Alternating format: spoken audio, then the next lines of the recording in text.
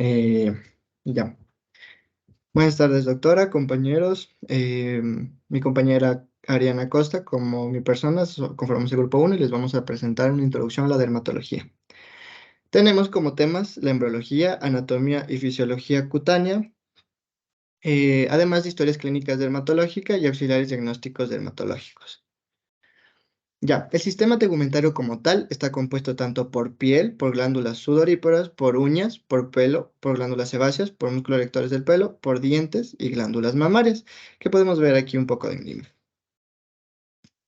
Además, bueno, la piel sabemos que es el órgano más grande que tiene el cuerpo humano y recubre como tal todo el exterior del cuerpo y tiene varias funciones, como proteger al organismo de varias cosas, como son las pérdidas de agua, los cambios de temperatura, la radiación ultravioleta, las infecciones, además de que sirve como defensa inmunitaria del organismo y es un órgano sensitivo de nivel nervioso que nos referimos al tacto, al dolor y a la temperatura. Bueno, empezando ya con el tema de embriología cutánea, después de esas generalidades, tenemos que en la tercera semana, cuando se da la gastrulación como tal, se deriva el ectodermo, el mesodermo y el endodermo, que conocemos como disco trilaminar, a partir del epiblasto y el hipoblasto que provienen del blastocito. Entonces, hablando del ectodermo, el mesodermo y el endodermo, tendremos que del ectodermo y del mesodermo vienen distintas secciones de la piel, que ya les explicaré. Algo que debemos recordar un poco es sobre la neurulación que ocurre en la séptima semana. Sabemos que se forma que a partir de la placa neural conformamos el tubo neural y lo importante es que recordemos que conformamos también las crestas neurales que también tendrá un origen a nivel de embriología cutánea para la piel. Listo, entonces la epidermis vamos a tener que distintas células se van a derivar de distintas capas que encontramos en la embriología, como es el ectodermo superficial, que vienen los queratinocitos, de la cresta neural, los melanocitos, y del mesodermo, las células de Langerhans, que ya explicaré más a continuación, qué son cada una. Y de la dermis tenemos una dermis tanto de tronco y de extremidades, que provendría del mesodermo tanto lateral como del mesodermo de los dermatomas, y una dermis de cuello y cara que provendría de la cresta neural.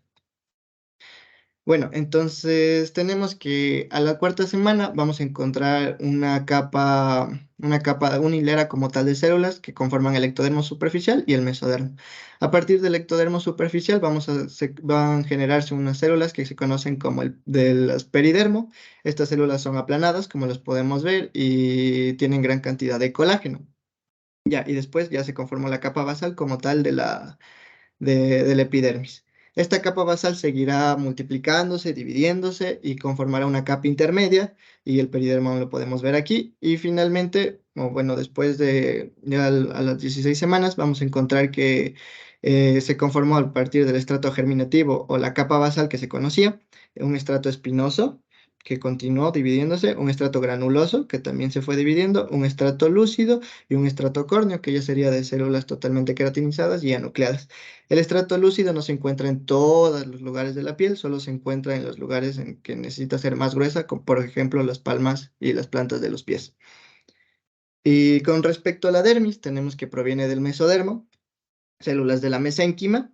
Estas células se vuelven de forma fusiformes, como fibroblastos, como tal, y se dividen en dos a las 16 semanas. Se divide tanto en una capa papilar y una capa reticular. La capa papilar tendrá fibras más delgadas y la capa reticular tendrán fibras más gruesas y más abundantes.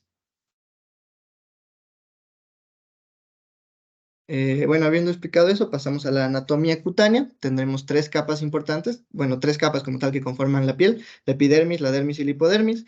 Algo que destacar es que hay una diferenciación topográfica, es decir, que tanto en las palmas y en las plantas de los pies es un tipo de epidermis, por ejemplo, más gruesa, con estrato lúcido y un estrato córneo con muchas más hileras celulares, mientras que en los labios menores o en la piel, por ejemplo, de la cara, tendremos que es un poco más delgada y en este caso con terminaciones nerviosas. Empezamos con la epidermis. La epidermis es un epitelio poliestratificado que se conforma por queratinocitos que se irán dividiendo a partir de la capa basal. Seguirán dividiéndose, multiplicándose hasta formar el estrato córneo, que sería como que el final de sus divisiones que conforman los queratinocitos o corneocitos. Esto se demora de 52 a 75 días en crear nuevas células y yendo de capa en capa tenemos la capa basal, que como podemos ver aquí es una hilera de células un poco cuboides que se van a ir dividiendo y formando la capa espinosa, que con forma de 3 a 10 hileras se caracteriza por tener muchos queratinocitos, como podemos ver aquí. Luego tenemos la capa granulosa, que tiene también células anucleadas con partículas de queratoyalina. Luego tenemos la capa lúcida y finalmente la capa córnea con los ya corneocitos sin ningún tipo de núcleo y totalmente queratinizadas, que pueden ser de 15 a 25 hileras o incluso llegar a 100 hileras en el caso de la palma o las plantas de los pies. Bueno, vamos a tener que las células van a ser queratinocitos, las células de Langerhans, los melanocitos y las células de Merkel que conforman como tal epidermis. Entonces, especificando una por una, tenemos los queratinocitos, que como les mencioné es como cuboidea, elongada, que después se va a ir dividiendo hasta formarse un poco más poligonal y finalmente va a ser totalmente aplanada y en la capa córnea. Se unen entre células por desmosomas y se unen a la membrana basal por hemidesmosomas. Algo característico es que la mitosis o la división como tal depende del ritmo circadiano y es mucho mayor en las noches. Los melanocitos son las células que como tal van a dar el pigmento, la coloración. Son células dendríticas, como podemos ver aquí. Se ubican en la capa basal del epidermis y tienen unos orgánulos que se conocen como melanosomas, que secretarán melanina y se irán esa melanina a los queratinocitos y de esa manera se pintarán como tal los queratinocitos. Hay dos tipos de melaninas, la eumelanina y la feomelanina. La eumelanina es un pigmento marrón negrizo y la feomelanina es un pigmento más rojo amarillento. Tenemos las células de Langerhans, que serán también células dendríticas, inmunitarias, son células presentadoras de antígenos, al igual que los macrófagos, se ubican un poco más suprabasal, o sea, superior a la capa basal, presentan y activan como tal a los linfocitos y presentan antígenos en el nivel inmunitario. Las células de Merkel también se ubican en la capa basal y se encuentran más en los pulpejos de los dedos, en la mucosa oral y labial con el objetivo de ser terminaciones nerviosas que den sensibilidad. Aquí vemos cómo se une a una neurona sensitiva amielinizada. Pasamos a la dermis, la segunda capa de la piel. Es como tal tejido conjuntivo y tiene como función proteger frente a traumatismos o cualquier tipo de golpe. Da soporte a los distintos anexos y a toda la vascularización que presenta y sirve de almacenamiento para nutrientes y así que se encuentren en los vasos. Su grosor puede variar demasiado, puede ir desde 1 milímetro que se encuentra en los párpados hasta 5 milímetros en la espalda y se va a dividir tanto en una dermis papilar y en una dermis reticular, como podemos ver en esta imagen. Esto ya sería la epidermis, pero esta parte ya es la dermis papilar y todo esto es la dermis reticular. La dermis papilar tiene asas de colágeno y elásticas que son más delgadas y están orientadas verticalmente, mientras que la dermis reticular tiene asas más gruesas, como podemos ver. Bandas de colágeno son más abundantes y se disponen en haces horizontales a la epidermis. Se conforma de distintas células, al igual que la epidermis, de fibroblastos, de mastocitos, de histiocytos, de adipocitos y de fibras de colágeno y fibras de elásticas. Bueno, entonces, ¿de qué se encargan los fibrocitos? Se encargan de producir como tal el tejido conectivo y la sustancia fundamental. Y los histiocitos se encargarían de, bueno, son células del sistema mononuclear fagocítico, mientras que los mastocitos son células también mononucleadas que al ser activadas secretarán histamina y serotonina. Las fibras de colágeno dan fuerza de tensión y se agrupan en gruesas bandas ondulantes, mientras que las fibras elásticas son escasas y determinan la extensibilidad y elasticidad cutánea. Hablando ya un poco de anexos, que como les mencioné, es en la dermis conforma el soporte de este tipo de anexos. Tenemos el folículo piloso, que se conforma por un bulbo y tiene una matriz pilosa con papilas y un cuerpo cilíndrico en donde se va a unir el músculo erector y también encontramos por encima las glándulas sebáceas y una glándula apócrina que no se ve aquí, pero ya veremos más después. Y eso como tal, que conforma la generación o la creación del pelo. Tenemos la uña, o bueno, mejor dicho, la unidad unguial, que representa toda la parte proximal del dedo, donde puedo destacar el pliegue proximal. De la matriz unguial vamos a tener que de aquí se va a generar las células para generar una placa unguial o lámina unguial, que es como tal lo que nosotros vemos como la uña. Tenemos el pliegue proximal, de proximal a distal, vamos a describirlo. Tenemos el eponiquio, que son células totalmente queratinizadas. La cutícula, que ya la podemos ver a nivel dorsal. Y la lúnula, que es esta sección de color blanca en forma de semiluna. Listo. Bueno, y decirles que la placa unguial obviamente es de color, es transparente y se ve de color rosado porque debajo podemos ver que está muy vascularizado. La glándula sebácea se ubica, bueno, como tal va a desembocar a nivel del folículo piloso, del pelo, se ubica superior al músculo erector que ya vimos anteriormente, y vamos a tener que tiene una membrana basal y luego tiene células de la matriz que van a seguir multiplicándose, dividiéndose y aumentando sus vacuolas hasta que la membrana de la célula se destruya y libere todo el contenido que tenían dentro, y eso como tal conforma el sebo. Y el sebo se va hacia el folículo piloso y, bueno, el sebo tiene capacidad emoliente y lubricante, fungistática y bacteriostática. Luego tenemos las glándulas sudoríparas, perdón, tanto apócrinas como écrinas. Las apócrinas secretan una sustancia que actúa como una feromona y bueno, esto sería, ¿no es cierto?, la apócrina que les mencionaba que no se veía en la anterior imagen del folículo piloso, que desemboca justo cuando desemboca el folículo piloso. Y se ubica en las areolas, en el monte pubiano, en labios menores, en prepucio, en escroto, perenal, párpados, cara y cuero cabelludo. Y tenemos el otro tipo de glándula sudorípara, que es la écrina, que esto ya es un tipo de, bueno, secreta un líquido o secreción hipotónica, incolora, con un pH mucho más ácido, y se localiza en todas las superficies corporales, excepto en el clítoris, en labios menores, en el glande y la superficie interna del prepucio. Finalmente, con la anatomía tenemos a la hipodermis. Es la última capa como tal, es la tercera capa de toda la piel, es un panículo adiposo, tejido celular subcutáneo, y tiene como función la reserva energética a partir del almacenamiento de lípidos. Es un aislante térmico y también colabora con la protección, al igual que la dermis. Inferior a esto vamos a encontrar una fascia profunda que ya se la considera el límite cutáneo y es como tal una capa fibrosa que representaría el final de la piel.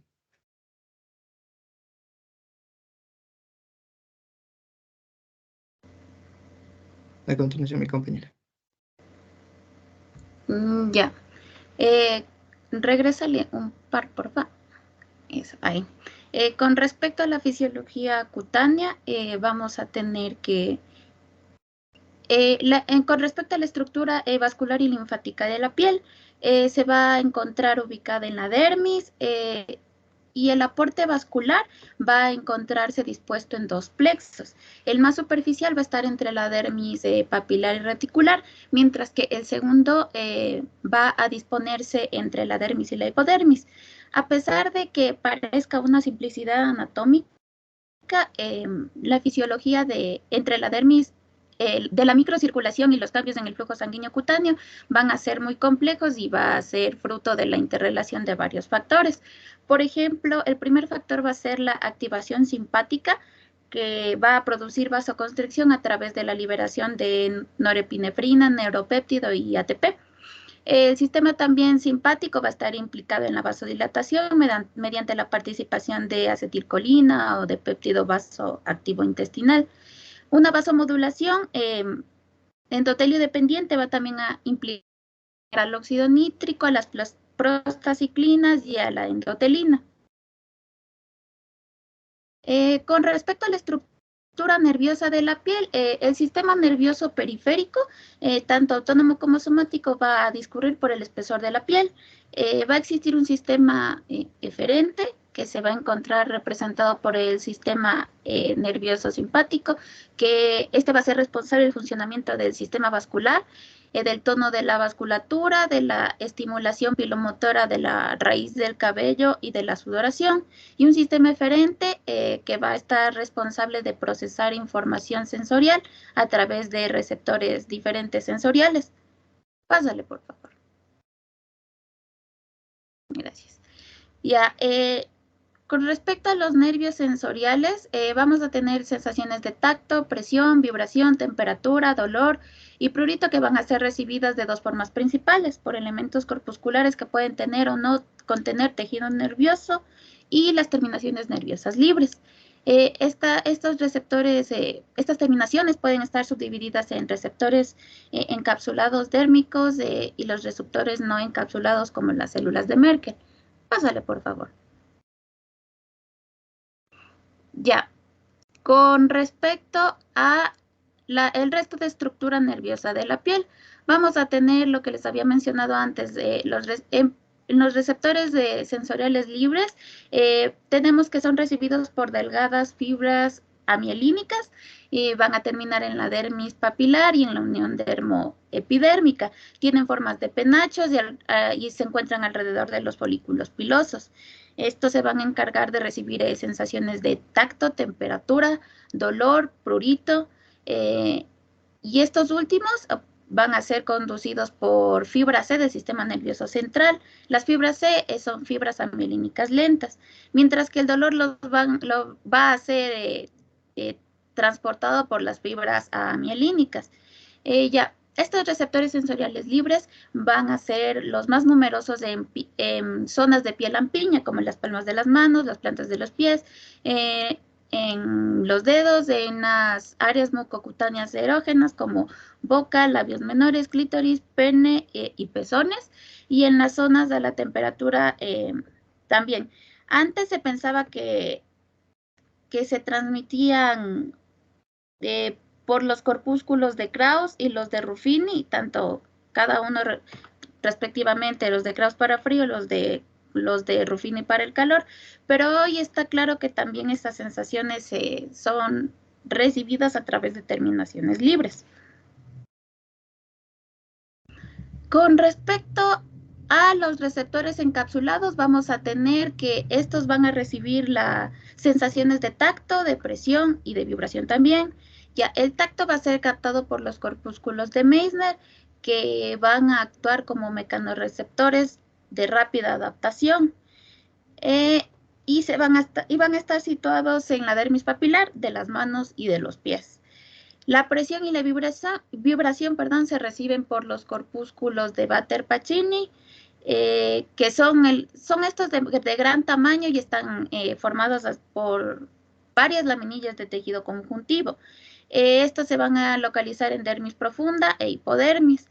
Estos corpúsculos de Ruffini también van a ser grandes y profundos, también van a tener una estructura fusiforme y van a actuar como mecanorreceptores de adaptación lenta.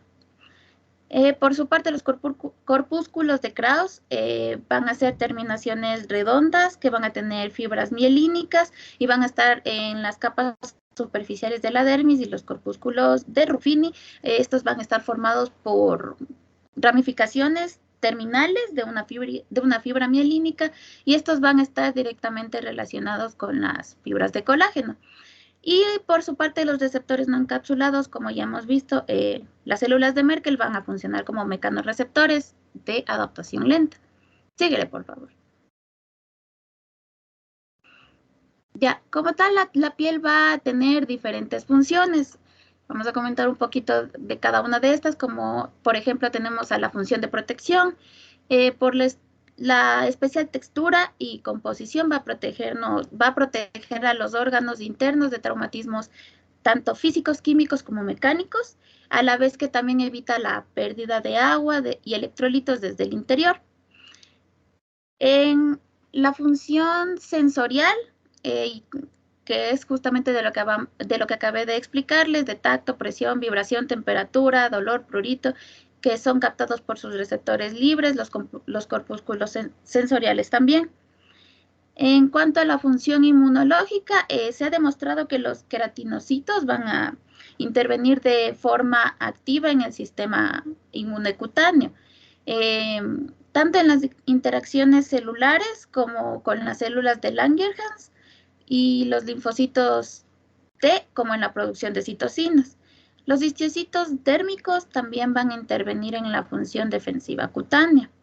También la piel va a tener en su superficie epidérmica péptidos antimicrobianos que van a ser un grupo de péptidos que van a actuar como antibióticos naturales y van a participar en los procesos celulares de la defensa inmune y de la reparación tisular.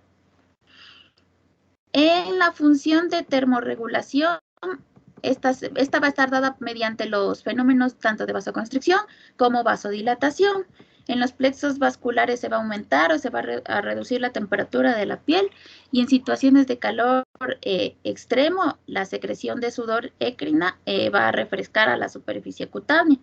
Y esto nos lleva a la siguiente función, que es la función exócrina, que esta va a venir dada a través de la secreción del sudor y de las glándulas sebáceas. Otra de las funciones va a ser la producción de vitamina D. La piel va a ser el único órgano en donde, en condiciones fisiológicas normales e inducida por la radiación ultravioleta, se va a realizar la transformación completa del dihidrocolesterol en calcitriol. ¿Y qué va a hacer el calcitriol? Va a regular el crecimiento y la diferenciación de queratinocitos, por lo que se han introducido análogos de vitamina D en la terapéutica. Pásale, por favor. Ya, con respecto a la historia clínica dermatológica, vamos a ver que esta tiene relevancia ya que la piel es el órgano más expuesto, entonces la exploración visual va a cobrar mayor importancia porque tenemos que saber explorarla y para poder dar a conocer cualquier problema que tengamos. Entonces, ¿qué datos vamos a tener que explorar con respecto a la historia clínica?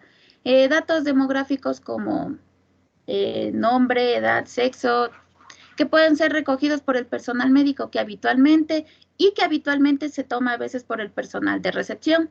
El motivo de consulta, que sabemos que es la información facilitada por el paciente sobre los motivos por los que acude a revisión. En antecedentes personales vamos a tener que conocer antecedentes médicos que puedan estar relacionados con el motivo de consulta, como la salud en general, si ha tenido procedimientos quirúrgicos, sensibilidad a medicamentos, exposición a algún producto tóxico, alergias y cosas así. En los antecedentes familiares, aquí vamos a tener que el paciente nos brinda información sobre enfermedades cutáneas, diabetes, hipertensión y algunos otros problemas.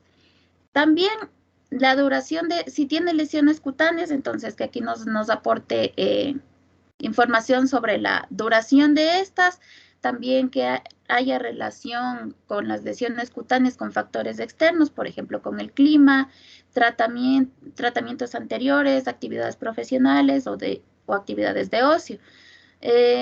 Con respecto a los síntomas de las lesiones cutáneas, de dolor, prurito o parestesias, con respecto a otros síntomas que pueda tener el paciente, tenemos fiebre, dolor de cabeza, fatiga, malestar, pérdida de peso, y ahí procedemos a la exploración física.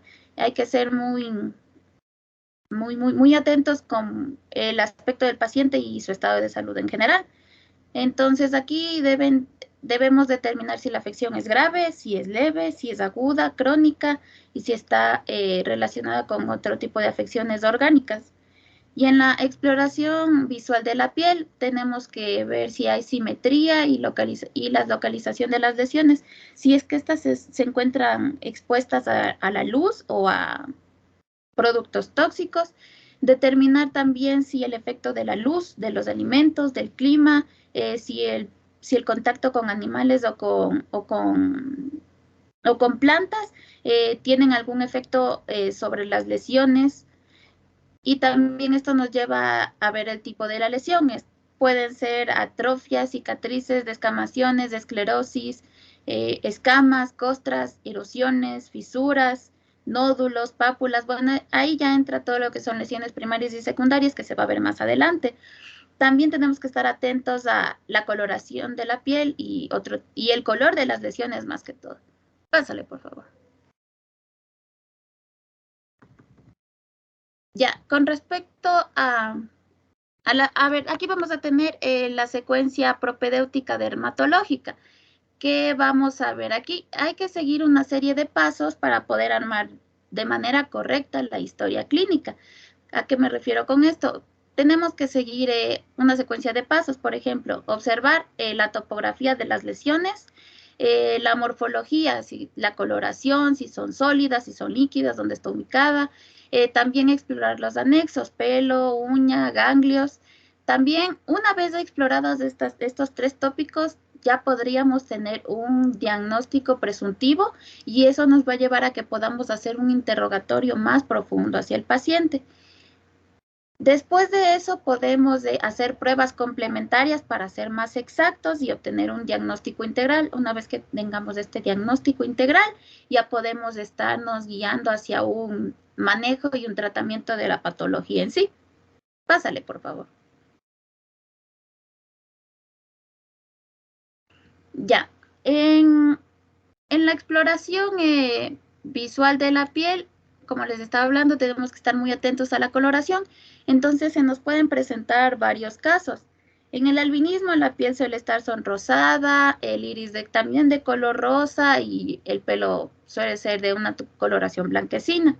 Si la piel está pálida, esto puede estar más asociado a anemias, a hipertensión u otras dolencias. Si la piel se encuentra cianótica o azulada, puede estar asociada a cardiopatías. Si la piel está así como en un tono grisáceo, eso puede estar asociado a intoxicaciones metálicas. Si la piel se encuentra hiperpigmentada, puede ser por irradiación solar o por patologías como la enfermedad de Addison. Y en la ictericia, el color amarillento que puede estar producido por aumento de pigmentos biliares en la sangre. Pásale, por favor. Ya. Entonces, otra característica que vamos a encontrar va a ser la disposición de las lesiones. Después de estos 4 ejemplos, en la disposición herpetiforme van a haber agrupaciones en racimos, como podemos ver en la fotografía. En la disposición zosteriforme, característico del herpes zóster, también hay agrupaciones en racimos. En la disposición serpiginosa podemos ver esto que es característica de las larva migrans, y la disposición lineal se presenta en nódulos. Pásale, por favor. Ya, con respecto a la distribución de las lesiones, vamos a tener 2 tópicos, por la extensión o por el patrón. Por la extensión vamos a tener localizada, diseminada o generalizada. En la localizada solo va a afectar a un solo segmento de la piel. En la extensión diseminada va a afectar a 2 o más segmentos.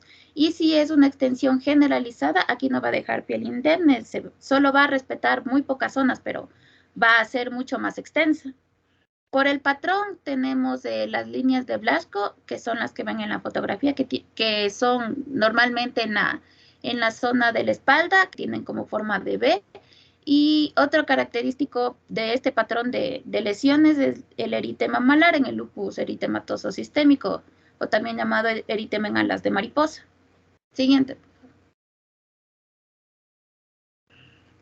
Bueno, con respecto a los auxiliares diagnósticos, vamos a tener algunos. O sea, si tras la anamnesis y el examen visual de las lesiones no se puede determinar una causa exacta, entonces ahí ya se recomienda utilizar algunas de estas pruebas diagnósticas. Por ejemplo, en la biopsia, que vamos a tener a extraer un pedazo de la lesión para que sea analizada bajo el microscopio, a ver si no hay... si la lesión no ha tocado capas más profundas o si son neoplasias. Eso, por ejemplo. Síguele, por favor. Ya, en el caso del raspado de lesión, como vemos en el video, por ejemplo, aquí esta es una lesión por hongos. Entonces, se procede a raspar con un portaobjetos, a raspar la lesión para que caigan escamas a otro portaobjetos. Ahí le colocan una solución es de hidróxido de potasio y se pasa a la visualización bajo el microscopio. Síguele, por favor. Otro de los auxiliares diagnósticos se realiza con un instrumento llamado lámpara de Wood. Ya, esta lámpara va a emitir luces ultravioletas y puede penetrar hasta la dermis del paciente. Entonces, esto va a servir para el diagnóstico de enfermedades pigmentarias, metabólicas y hasta enfermedades fúngicas infecciosas. Pásale, por favor. El test de Sang es otro auxiliar diagnóstico dermatológico y va a consistir en que se tome una muestra de contenido de las vesículas y esta se va a fijar en un portaobjeto, se va a teñir con azul de toludina o con tinción de Giemsa y se va a observar el efecto que va a tener el virus. Síguele, por favor. Ya, y otro auxiliar diagnóstico va a ser la radioscopía. Ya no solo se va a utilizar en dermatología, sino también en odontología y es sobre todo para identificar patologías bucales. Pues se va a ejercer presión sobre la lesión bucal con un cristal o con algo transparente. Entonces, luego esto se va a ver, se presiona la lesión pigmentada y se va a evidenciar si mediante la presión se aclara por la obliteración de los vasos sanguíneos de la región. Y luego se pasa a visualizar en el microscopio también.